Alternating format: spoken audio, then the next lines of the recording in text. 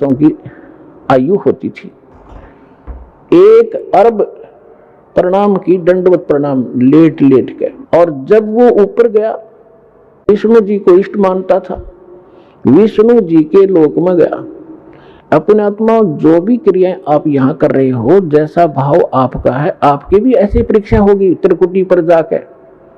और जैसी श्रद्धा आपकी इस दास के प्रति यहाँ होगी, ऐसी वहां होगी, तो वहां परमात्मा आपको इस दास के रूप में मिलेगा। तो अजाजिल नाम का वो श्रद्धालु जब प्रणाम करता था, प्रणाम यज्ञ किया करता था, उसमें इतनी भक्ति उस सतर की जो स्वर्ग तक जाने की और वहां पर पद पोस्ट पाने की, इस प्रणाम यज्ञ से इतना संग्रह हो गया उसकी भक्ति कि विष्णु जी के लोक में जब गया तो विष्णु जी ने कहा कि भाई बहुत ज्यादा भक्ति की तूने, यानी बहुत अच्छी साधना की बच्चा, साधना के अंदर ये सारा कुछ आ जाता है। तो उसने कहा जी हाँ, साधना खूब की, 11 अरब बंदगी कर रखी मैंने। तो विष्णु जी ने कहा कि अभी तेरे अंदर तो बड़ी सिद्धि भी आ गई है। अच्छा जी, हाँ, एक बच्चा बना दे, एक लड़का उत्पन्न कर।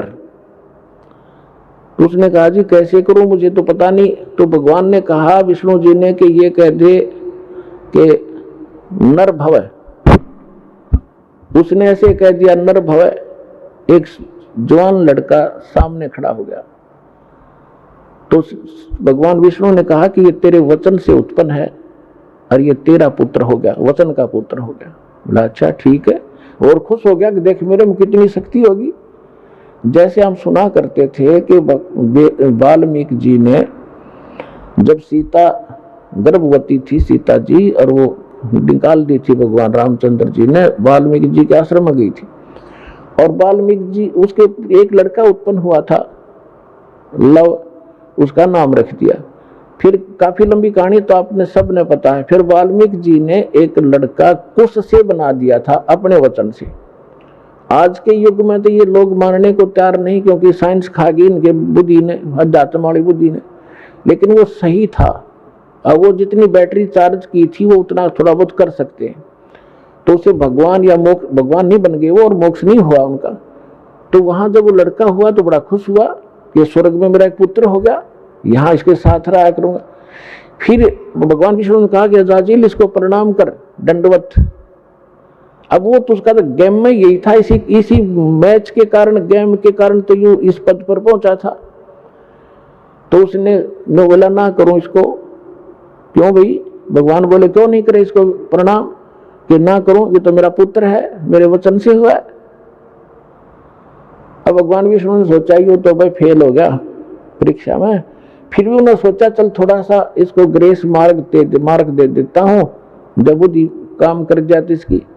उस लड़के को अपने जहां वो खड़े थे बाउंड्री के अंदर, उससे परली साइड भेज दिया। और उसमें एक गेट था, इतना एक बाईपास रास्ता था, उसमें झुक कर जाना पड़ता था नो बाहर निकलने के लिए।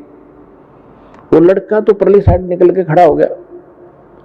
अब भगवान ने सोचा इस अजाजिल को मैं इस गेट से निकाल ले चलता हूं, और ये झुके ज्ञाना से झुक कर निकलेगा तो मैं मान लूंगा भी चल इसका ये नाश ना होगा भक्ति का, जिसी भी इसने भक्ति की है। तो भगवान भी समेत मुकट के झुक कर निकल के, उसका सामने लड़का खड़ा था। अजाजिल से कहा कि आजा अजाजिल, तुझे स्वर्ग की सैर करा के लाता हूं। तो अजाजिल बोला मैं सब जानता हूं, तू छलिया है, तो मेरी फिर मजाक करेगा कि देखा ना मैं झुक के निकलूंगा तो परिणाम हो जाएगा मेरा लड़के को, और तो आप जो है ना मेरे साथ धोखा करना चाहते हैं, मैं ऐसा अनजान नहीं हूं, बिल्कुल नहीं करूंगा, नहीं आऊंगा। तो परमात्मा बोले जा भूतनी के निकल यहां से। वो वहां से पटक दिया ठाक है, और सारी वह भक्ति कैंसिल कर दी। कहते हैं बेअदबी भावनी साहिब के ताही अजाजिल की बंदगी पलमा ही भाई। जब परिणाम कर रहा है और जिस उद्देश्य को लेकर करा, फिर वो अकड़नियों की नो खाक तो ने वो साधना की, क्या रिहर्सल किया। तो पुण्यात्माओं, ये जो रिहर्सल आपसे कराई जाती है, कहते हैं जय गोपाल दंडवत कर और पैरा पड़ परिणाम, दुआ करो दिल पाक से असला असली इस्लाम।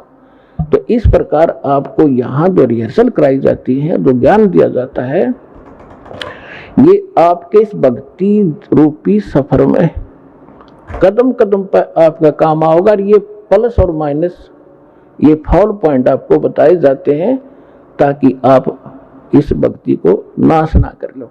कहते जैसे माता गर्भ को, जैसे माता गर्भ को रखे यत्न बनाए, ठेस लगे ते क्षण होवे तेरी ऐसे भक्ति जावे।